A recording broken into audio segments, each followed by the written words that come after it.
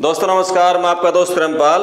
Bhiwani Mahendragarh Lok Sabha seat पर कांग्रेस प्रत्याशी राव दान सिंह के नाम की घोषणा होते ही भाजपा में खलबली मच गई है। वहीं दूसरी तरफ किरण चौधरी और श्रुति चौधरी ने आज भिवानी में अपने आवास पर कार्यकर्ताओं की मीटिंग बुलाकर बड़ा फैसला लिया। तो बात करेंगे, जेजेपी ने एक ब्राह्मण नेता को प्रदेश अध्यक्ष बनाया है। वीरेंद्र सिंह ने कल अपने समर्थकों की मीटिंग बुलाई है। किरण चौधरी ने आज मीटिंग ली है। करनाल से जो बुद्धि राजा के खिलाफ एक भगोड़ा घोषित होने का एक आदेश हुआ है और उधर से योगेंद्र यादव की चर्चाएं हैं। वो क्या राव इंद्रजीत के सामने कितना सामना कर पाएंगे? आप वीडियो पर अपने कमेंट्स लिखें और ये बताएं कि कौन विजेता साबित हो सकता है। भारतीय जनता पार्टी का थिंक टैंक ने आज रोहतक में अहिरवाल बेल्ट के अपने बड़े नेताओं की, पदाधिकारियों की, कार्यकर्ताओं की एक मीटिंग बुलाई। मुख्यमंत्री नायब सैनी ने वो मीटिंग ली और सभी जो अहिरवाल बेल्ट के जो यादव कौम के जो बड़े नेता थे उनसे पूछा कि हम एकदम से नीचे क्यों जा रहे हैं, बीजेपी का ग्राफ नीचे क्यों जा रहा है, धर्मवीर का विरोध इतना क्यों हो रहा है, क्यों चुनाव उठ नहीं रहा। तो जो अहिरवाल बेल्ट के जो नेता थे, यादव नेता थे, उन्होंने जमकर भड़ास निकाली। उन्होंने कहा कि पिछले 10 साल में भाजपा की जो सरकार आई है उसने अहिरवाल को दिया क्या है। पहले भजनलाल की सरकार होती थी, उसमें 2 कैबिनेट स्तर के मंत्री अहिरवाल बेल्ट से होते थे, राव धर्मपाल होते थे, राव बंसी सिंह होते थे। और 10 साल भूपेंद्र हुड्डा की सरकार रही, जब कैबिनेट मंत्री कैप्टन अजय यादव रहे और उसके बाद सीपीएस आपके जो पहली टर्म थी हुड्डा की, उसमें राव दान सिंह रहे जो अभी कैंडिडेट बनाए हैं भिवानी से, और दूसरी टर्म में भी कैप्टन अजय यादव और राव नरेंद्र सिंह दोनों कैबिनेट स्तर के मंत्री रहे। लेकिन बीजेपी सरकार में एक भी कैबिनेट लेवल का मंत्री यहां से नहीं दिया।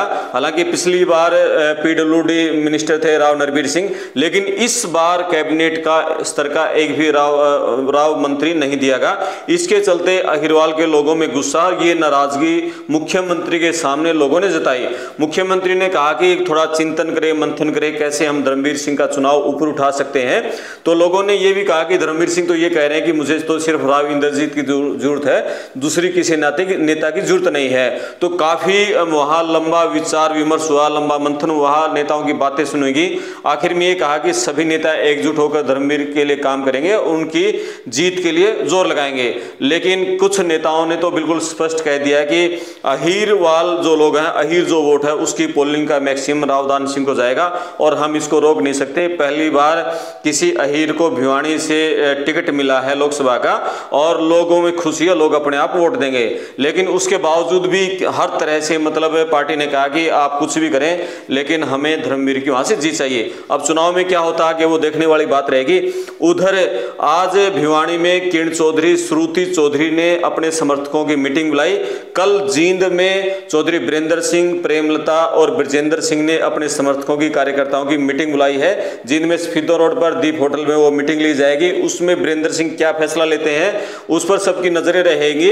और कल वीरेंद्र सिंह ने कुछ नाराजगी जरूर जताई थी टिकट कटने पर, बेटे के टिकट कटने पर, लेकिन उन्होंने यह कहा था कि वो कांग्रेस में रहने के लिए आए हैं और कांग्रेस में रहेंगे और वो कांग्रेस के लिए काम करेंगे। एक आदमी जो भारतीय जनता पार्टी का एमपी है और वैचारिक रूप से वो कांग्रेस में आता है और जिसका दूसरा चुनाव लड़ने का मौका होगा, वो उससे आप ये छोटी राजनीति की बात है कि हमारे को लिख के दिया नहीं दिया या पार्टी ने उनको अश्योर किया नहीं किया, कमिटमेंट की, जिसको मैं ये छोटी राजनीतिक सोच की बात है।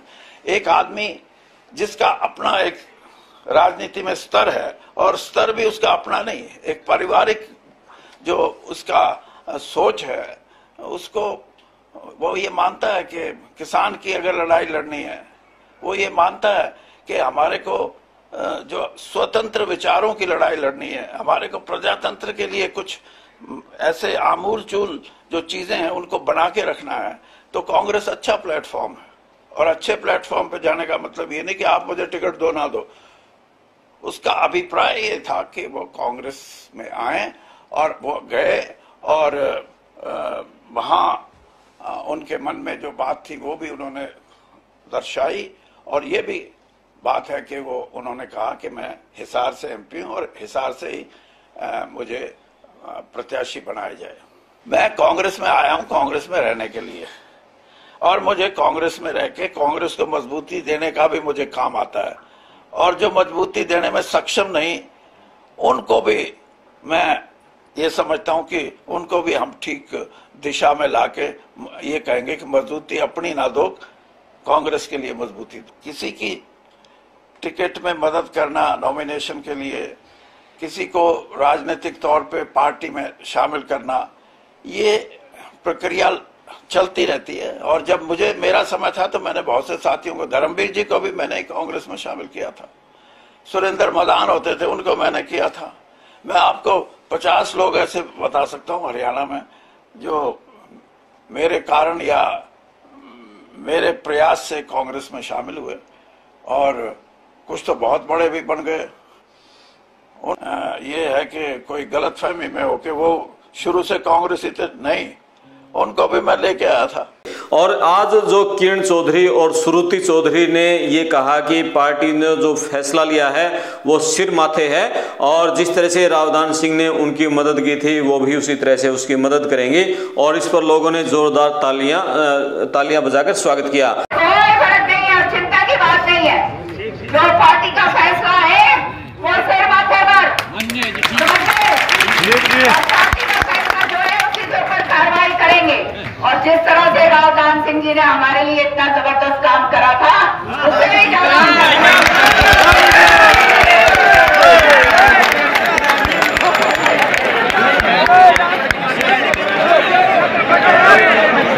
तो रावदान सिंह ने किस तरह की मदद की थी, क्या उन्होंने असलियत में मदद की थी या अंदर खाने उन्होंने विरोध किया था, इस पर देखने वाली बात होगी। ये जो लाइन थी इसको दो अर्थों में लोग लेकर चल रहे हैं। रावदान सिंह को कुछ लोग ये कह रहे हैं कि 2009 के चुनाव में उसके बाद भी रावदान सिंह और इनमें 36 का आंकड़ा था, और रावदान सिंह ने उस तरह से मदद नहीं की थी जैसे होनी चाहिए पार्टी के नेता की, पार्टी के प्रत्याशी की। तो क्या श्रुति चौधरी भी उसी तरह का बदला लेंगी अपने जो भिवानी, चरखी, दादरी के जो हल्के, 500 हल्के उनमें? लेकिन श्रुति चौधरी ने बिल्कुल सदी हुई लाइनें की। उन्होंने कहा कि पार्टी का जो फैसला है वो मंजूर है और हम पार्टी के लिए काम करते रहेंगे।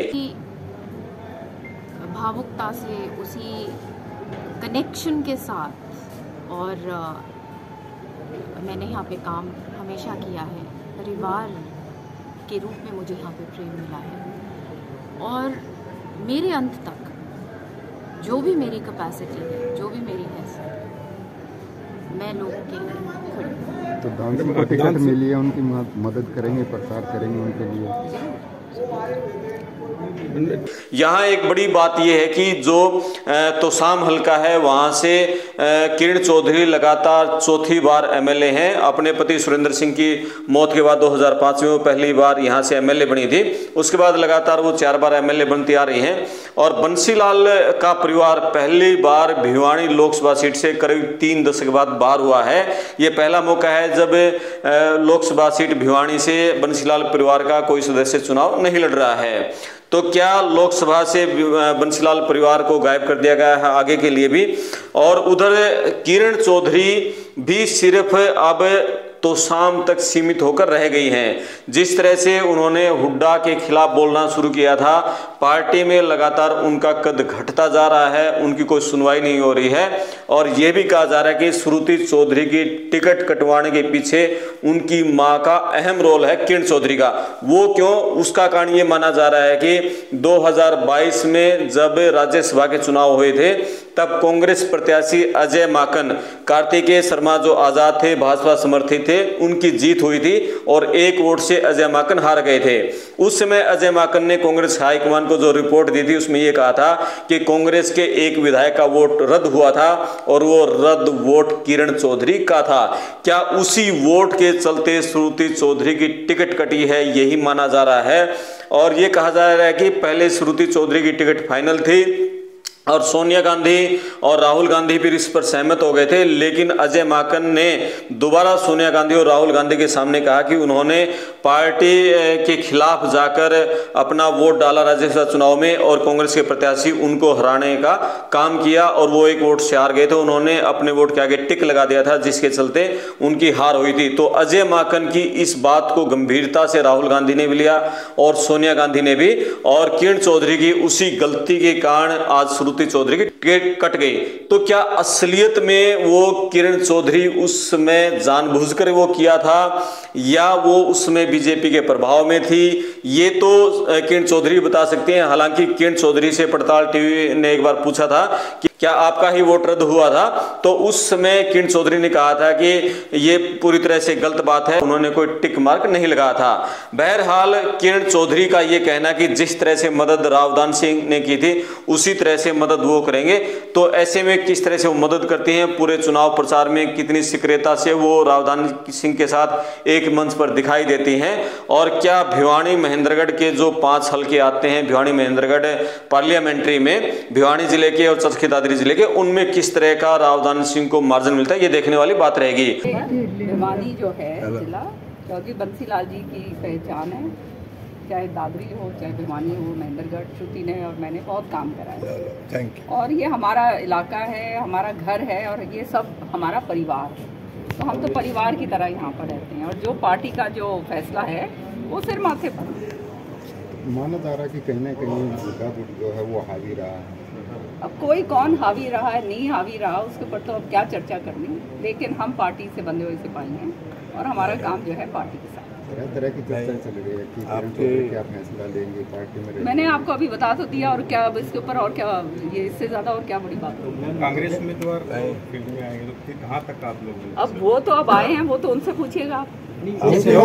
उधर धर्मवीर सिंह का लगातार विरोध हो रहा है। धर्मवीर सिंह बड़े खिलाड़ी हैं, चुनाव लड़ने के, चुनाव जीतने के भी वो किलेते ऐसे विधायक हैं जो अलग अलग हलकों से जाकर विधायक बन चुके हैं और उन्होंने चौधरी बंसीलाल जैसे नेताओं को हरा चुके हैं वो, और अब वो तीसरी बार ऑन हैट्रिक हैं। क्या रावदान सिंह उनकी हैट्रिक को रोक पाएंगे या धर्मवीर सिंह हैट्रिक लगा पाएंगे, देखने वाली बात रहेगी। लेकिन महेंद्रगढ़ जहां से अभी रावदान सिंह विधायक है, वहां से लोगों का यह कहना है, जो राजनीतिक पर्यवेक्षक हैं, कि जिस तरह से कोसली से पिछली बार अरविंद शर्मा को बढ़त मिली थी, इतनी ही बढ़त उससे भी ज्यादा रावदान सिंह को अकेले महेंद्रगढ़ से मिलेगी, क्योंकि वो उनका क्षेत्र है। तो बाकी हलकों में क्या रहता है, किस तरह का चुनाव का समीकरण वहां बैठता है, इस पर सबकी नजरें टिकी हैं। बहुत हॉट सीट बनती जा रही है, हरियाणा की हर सीट अब हॉट होती जा रही है। इसी तरह से आज हिसार में भी जो जयप्रकाश पहुंचे, बहुत बड़े एक तामझाम से के साथ पहुंचे थे, और उधर सोनीपत से सतपाल ब्रह्मचारी ने जींद में पांडु पिंडारा जो उनका आश्रम माथा टेका और उसके बाद उन्होंने अपने चुनाव का आगाज कर दिया है। तो चुनावी माहौल गर्मा गया है। और उधर जेजेपी से जो ब्राह्मण नाराज चल रहे थे, जेजेपी ने दुष्यंत चौटाला ने रामकुमार गौतम को मंत्री नहीं बनाया था, और उसके चलते जिस तरह से रामकुमार गौतम नाराज थे, ब्राह्मण जेजेपी से नाराज था, उन ब्राह्मणों को साधने के लिए जेजेपी ने ब्रिज शर्मा, करनाल के रहने वाले हैं, उनको पार्टी का प्रदेश अध्यक्ष बना है। पहले जो दलित नेता थे निशान सिंह, वो पार्टी के प्रदेश अध्यक्ष थे, उनके इस्तीफा देने के बाद अब ब्रिज शर्मा को बना है। वो ब्रिज शर्मा पिछले 2019 के विधानसभा चुनाव में असंध से जेजेपी की टिकट पर चुनाव लड़ चुके हैं, हार का सामना करना पड़ा था। तो क्या अब ब्रिज शर्मा जो जेजेपी के प्रदेश अध्यक्ष बने हैं, उसके बाद कितना ब्राह्मण जेजेपी की तरफ आता है, क्या ब्राह्मणों को लुभाने में दुष्यंत चौटाला सफल हो पाएंगे, ये भी देखने वाली बात रहेगी। लेकिन एक सबसे बड़ा जो अपडेट हुआ है वो करनाल में हो गया है। वहां जैसे ही दिव्यांशु बुद्धि राजा को टिकट दी है कांग्रेस ने, उसके कुछ घंटे बाद ही उनको भगोड़ा पीओ घोषित कर दिया गया है। तो वो एक बहुत कई साल पुराना केस था, और लोग कह रहे हैं कि इससे वो पंजाबी समुदाय से हैं, युवा पंजाबी नेता हैं, बीजेपी घबरा गई है, इसलिए उनके खिलाफ ये पीओ का जो ऑर्डर है वो जारी हुआ है। तो वहां की सियासत में क्या रहने वाला है। और सबसे बड़ा जो इंतजार लोगों को है वो नायब सेन के खिलाफ कांग्रेस किस प्रत्याशी को उतारती है और गुरुग्राम में राव इंद्रजीत के खिलाफ किस प्रत्याशी को उतारा जाता है। राव इंद्रजीत के खिलाफ अभी दो नाम चल रहे हैं, अजय यादव और उधर से योगेंद्र यादव। राजबब्बर का नाम भी है, लेकिन लोगों का कहना है कि जिस तरह से योगेंद्र यादव का नाम चल रहा है और संभावनाएं बन गई हैं, यदि योगेंद्र यादव को टिकट दी गई तो वो पूरे हरियाणा में कांग्रेस के सबसे कमजोर प्रत्याशी साबित होंगे। ग्राउंड पे कुछ नहीं है, कागजी नेता हैं, चुनावी विश्लेषक हैं, टेलीविजन पर लोग देखते थे, फिर आम आदमी पार्टी से जुड़े, उसके बाद स्वराज इंडिया नाम का अपना एक गठबंधन, अपना एक पार्टी बनाई। और अब वो जो राहुल गांधी की भारत यात्रा थी, पहली यात्रा में भी उनके शामिल थे, दूसरी में भी उनके साथ रहे, वो राहुल गांधी के बड़े नजदीकी बने हुए हैं, थिंक टैंक बने हुए हैं, उनको सलाह, पॉलिटिकली सलाह देते रहते हैं। तो क्या राहुल गांधी योगेंद्र यादव को वहां टिकट दिला पाते हैं? लेकिन यदि योगेंद्र यादव को टिकट वहां मिलती है तो ये तय है कि वो हरियाणा में कांग्रेस के सबसे कमजोर प्रत्याशी साबित होने जा रहे हैं। मेरी अभी जो अहिरवाल बेल्ट के कई बड़े लोगों से बातचीत हुई, पत्रकारों से बातचीत हुई, उन्होंने कहा कि सबसे मजबूत प्रत्याशी यदि कोई है तो कैप्टन अजय यादव से भी मजबूत राज बब्बर ही बैठते हैं, क्योंकि कैप्टन अजय यादव है, उनका भी रेवाड़ी से बाहर कोई बहुत ज़्यादा नहीं है। वो शुरू से ही उनका जो दबदबा है सिर्फ रेवाड़ी विधानसभा में है, रेवाड़ी विधानसभा से बाहर उनका भी कोई ज़्यादा प्रभाव नहीं है। लेकिन जो जातीय समीकरण है उसके हिसाब से राज बब्बर ही इनमें सबसे फिट बैठ रहे हैं और इनमें सबसे ज़्यादा प्रभावी मजबूत साबित हो सकते हैं। देखना है कि कांग्रेस अब किसको वहाँ से टिकट देती है। आप अपने कमेंट्स जरूर लिखें। मैं आपका दोस्त करमपाल, धन्यवाद।